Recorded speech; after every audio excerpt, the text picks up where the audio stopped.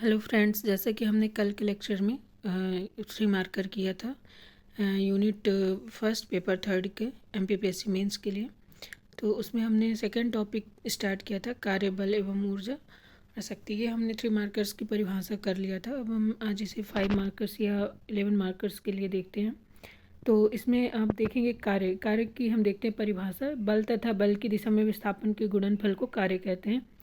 इसे W से प्रदर्शित करते हैं। कार्य इक्वल टू बल इंटू बल की दिशा में विस्थापन। यदि किसी वस्तु पर F बल लगाने से उसमें D विस्थापन होता है तब किया गया कार्य W equal to F D cos theta, जहाँ पे F लगाया गया बल, D विस्थापन और कॉस थीटा बल तथा विस्थापन के मध्य का कोण है। कार्य का मात्रक SI मात्रक जूल होता है, जबकि CGS मात्रक अर्ग होता है। और CGS मात्रक अर्ग होता है तो 1 जूल बराबर होता है आपके 10⁻7 अर्ग। इसकी विमा ml²T-2 होती है और कार्य एक अदिश राशि है। इसका मान धनात्मक, ऋणात्मक अथवा शून्य हो सकता है। ये किस बात पर निर्भर करेगा? यह इस बात पर निर्भर करता है कि बल और विस्थापन के बीच का कोण कितना है तथा विस्थापन की दिशा क्या है।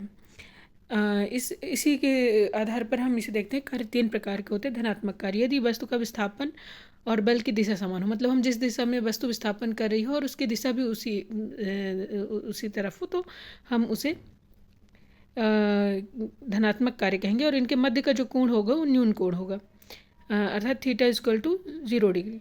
इस स्थिति में पिंड की ऊर्जा में वृद्धि होती है। जैसे इसका एग्जांपल हम देखेंगे कि जैसा हम अगर हम कुएं में पानी खींचते हैं, कुएं से तो बाल्टी हम खींचते हैं, तो हम खींचते हैं तो ऊपर की तरफ बल लगाते हैं और कार्य भी ऊपर की तरफ ही होता है। बल मतलब उसका विस्थापन भी ऊपर की तरफ होता है वस्तु का, तो इसे हम धनात्मक कार्य कहेंगे।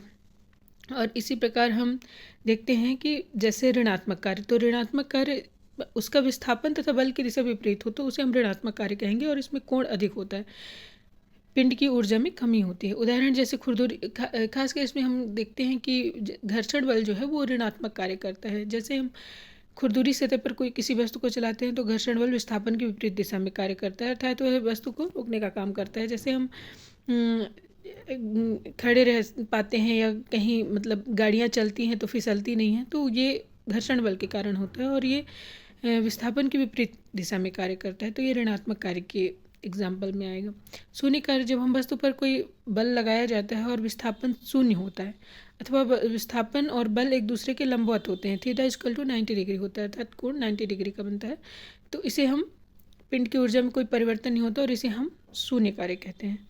जैसे एक कुली जो अपने सिर पर सूटकेस रखकर चलता है तो उसके द्वारा किया गया कार्य शून्य होगा। वृत्तीय पथ पर यदि कोई गति करती है तो अभिकेंद्री बल द्वारा किया गया कार्य शून्य होता है। ये इसके एग्जाम्पल होंगे। अब हम नेक्स्ट टॉपिक देखते हैं, ऊर्जा। ऊर्जा क्या है? किसी व्यक्ति या वस्तु के कार्य करने की क्षमता को ऊर्जा कहते हैं। और ऊर्जा का मात्रक जो है वो कार्य और ऊर्जा के मात्रक समान है। इसका SI मात्रक जूल होता है और CGS मात्रक अर्ग होता है। विमा ml²T-2 होता है। प्रकृति अदिश राशि है। ऊर्जा भी एक अदिश राशि है और ऊर्जा के कई रूप हैं, जैसे यांत्रिक ऊर्जा हो गई, प्रकाश ऊर्जा हो गई, ध्वनि ऊर्जा, ऊष्मीय ऊर्जा, विद्युत ऊर्जा, रासायनिक ऊर्जा, नाभिकीय ऊर्जा, सौर ऊर्जा आदि।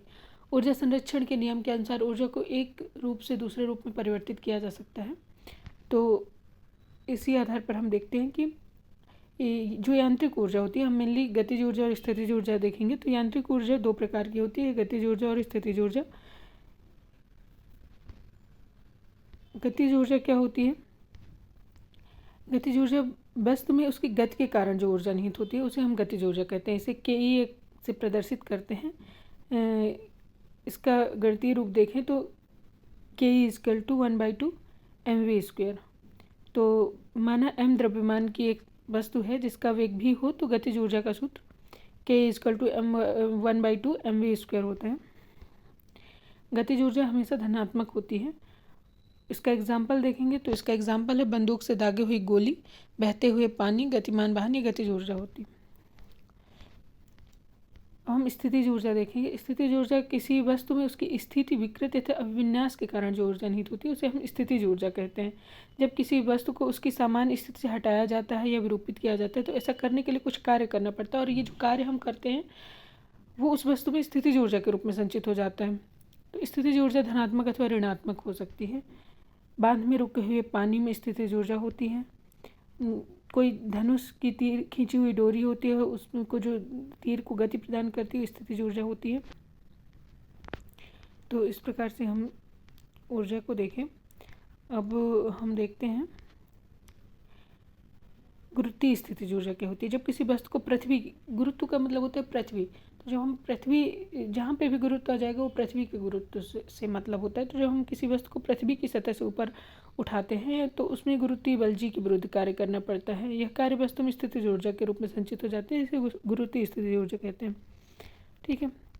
ऊर्जा संरक्षण के नियम के अनुसार ऊर्जा को ना तो उत्पन्न किया जा सकता है और ना ही नष्ट किया जा सकता है, केवल इसका रूपांतरण होता है। अर्थात ऊर्जा का विनाश नहीं होता, इसे एक रूप से दूसरे रूप में केवल परिवर्तित किया जा सकता है। अर्थात किसी वस्तु या निकाय की कुल ऊर्जा सदैव नियत रहती है। ऊर्जा रूपांतरण के कुछ उदाहरण हैं, जैसे हम प्रकाश ऊर्जा को विद्युत ऊर्जा में परिवर्तित करते हैं, इसके लिए हम प्रकाश विद्युत सेल का प्रयोग करते हैं। विद्युत मोटर के द्वारा हम विद्युत ऊर्जा को यांत्रिक ऊर्जा में परिवर्तित कर देते हैं, और विद्युत घंटी विद्युत ऊर्जा को ध्वनि ऊर्जा में परिवर्तित करते हैं। इस प्रकार हमने ऊर्जा देख ली। अब हम इसका नेक्स्ट टॉपिक देखते हैं, गुरुत्वाकर्षण बल। गुरुत्वाकर्षण बल की जो खोज है वो न्यूटन ने 1665 में सेब गिरते हुआ देखा था, और इसने नियम प्रतिपादित किया था। इंग्लैंड के वैज्ञानिक थे सर आइजैक न्यूटन, और इन्होंने अपनी पुस्तक the mathematical principle of natural history, जिसे प्रिंसिपिया भी कहते हैं, तो इसमें इन्होंने गुरुत्वाकर्षण का नियम प्रतिपादित किया, जिसे गुरुत्वाकर्षण का सार्वत्रिक गुरुत्वाकर्षण नियम कहते हैं।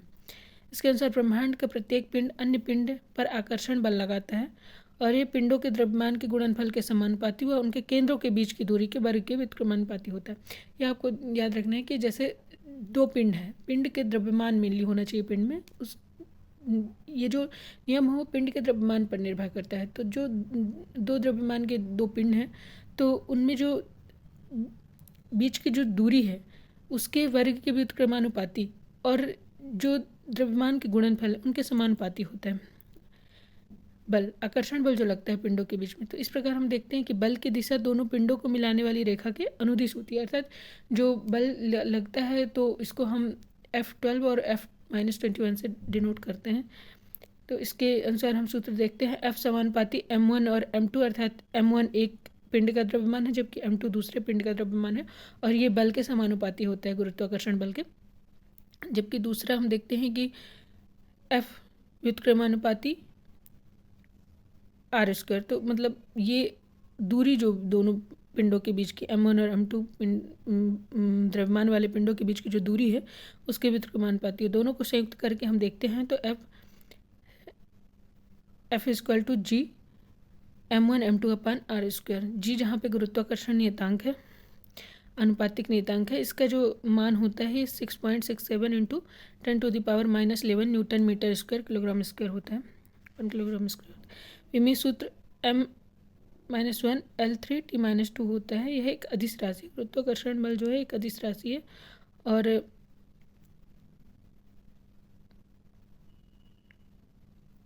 इसका मान प्रत्येक समय प्रत्येक स्थान पर समान ही रहता है।